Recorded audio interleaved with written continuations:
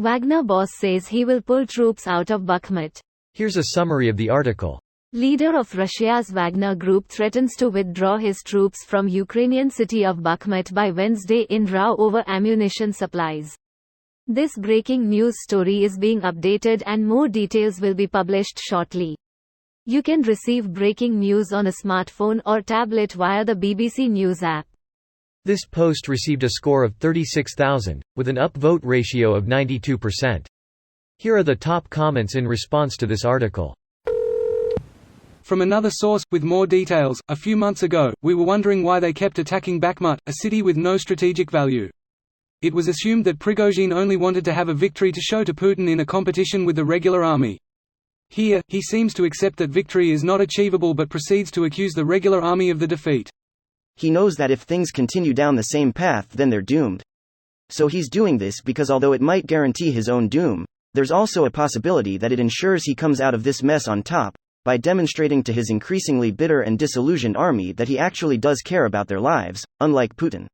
He's hoping that when they inevitably revolt against Putin and his cronies, they'll not only spare him, but maybe even put him in charge. He's like a Roman general during the crisis of the 3rd century, who is forced by his own troops to try to usurp the incumbent emperor or else be killed by them instead. I think that he knows he is going to lose in Bakhmut, so this is his way out. Blame is on lack of ammo, rather than his own incompetence.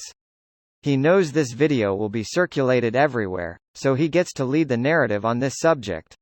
The lack of ammo is a subtle backhand at Putin for ordering the invasion to begin with when Russia didn't have the supply chain to support it. Putin's calculations were spot on. They calculated all the ammo they would need for the 3 days the war would last. Exactly, I expect that Putin had no way of believing this war would last over a year. Furthermore, I believe the European and North American military aid assistance caught him off guard. I don't think he would have believed they would have given that much stuff or the things they requested. Not even the assistance. I need ammo, not a ride. He expected them to roll over and show their belly, but they got bared teeth.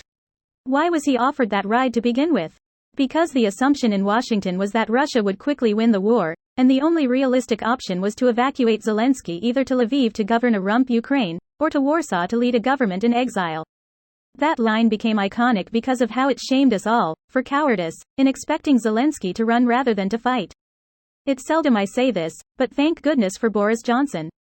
He may have spent most of his time in office deliberately undermining many important institutions of security, peace and cooperation among the nations of Europe, to the Kremlin's delight.